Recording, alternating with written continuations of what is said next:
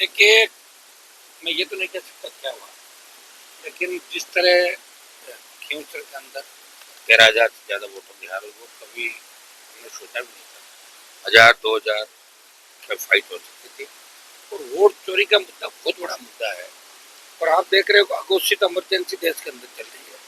इंदिरा गांधी तो थोड़े समय इमरजेंसी लगाई, यहाँ तो 7-8 साल से, पिछले 11 साल के शासन में 7-8 साल के अंदर जो भी बोलता है उसकी ईडी सीबीआई पहुंच जाती है। और जो व्यक्ति लोकतंत्र को बचाने का प्रयास करता है उससे दूसरे माध्यम से बदनाम करने का प्रयास किया जा रहा है।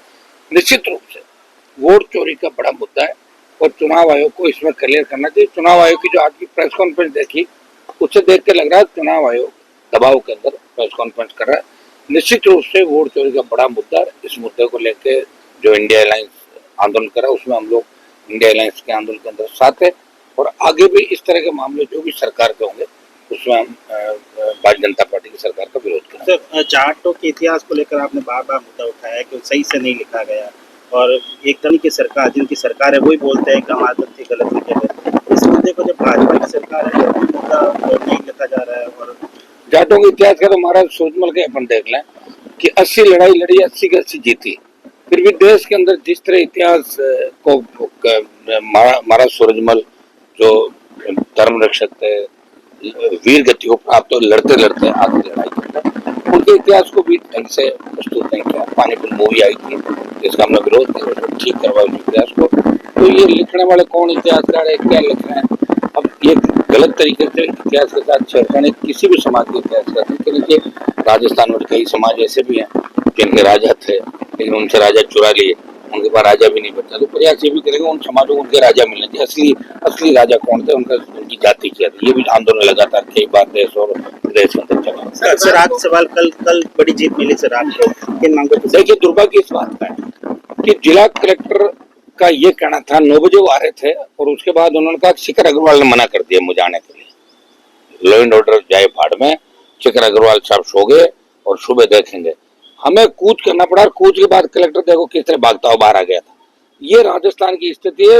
अधिकारी अफसर सरकार चाह रहे, मुख्यमंत्री को कोई पता नहीं 10 बजे सोने के बाद राजस्थान में क्या हो रहा है।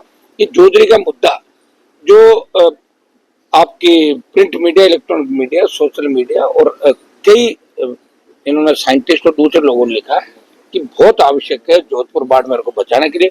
और इस तरह के मामले चाहे अपना लुधियाना के अंदर जिस तरह राजस्थान नहर का पीने का पानी नागौर बीकानेर हनुमानगढ़ आ रहा है, फैक्ट्रियों का गंदा, कपड़ों की फैक्ट्रियों में गंदा पानी डालते हैं, इससे कैंसर हो रहा है लोगों को, तो उसको लेके में लगातार आंदोलन करे। दुर्भाग्य इस बात का कि बड़े बड़े मंत्री जोधपुर के दावे करके आए, शेखावत, जोगाराम, इतने करोड़ सैंक्शन हुआ, 1 रुपये ही सैंक्शन नहीं हुआ अभी तक। कितना बड़ा दुर्भाग्य। अभी तो डीपीआर बनाने की बातें चली, हिसाब से 5 साल लगेंगे और 5 साल में कोई बचेगा ही नहीं वहां पे। जब बचेगा ही नहीं तो योजना किस काम की? इसको लेके हमने अंतिम चेतावनी दी थी। मैं दिल्ली के अंदर भी प्रयास करूंगा इस मामले को पुणे उठाऊं और दिल्ली में मिलाऊं, लेकिन ये जन आंदोलन बढ़ चुका है और कल सरकार पूरी तरह डरी हुई थी। आपने देखा होगा कि जोधपुर बाड़मेर सहित पूरे मारवाड़ की पुलिस सड़कों पर रहा, तो इतना क्षोभ था राष्ट्रीय लोकतांत्रिक पार्टी का।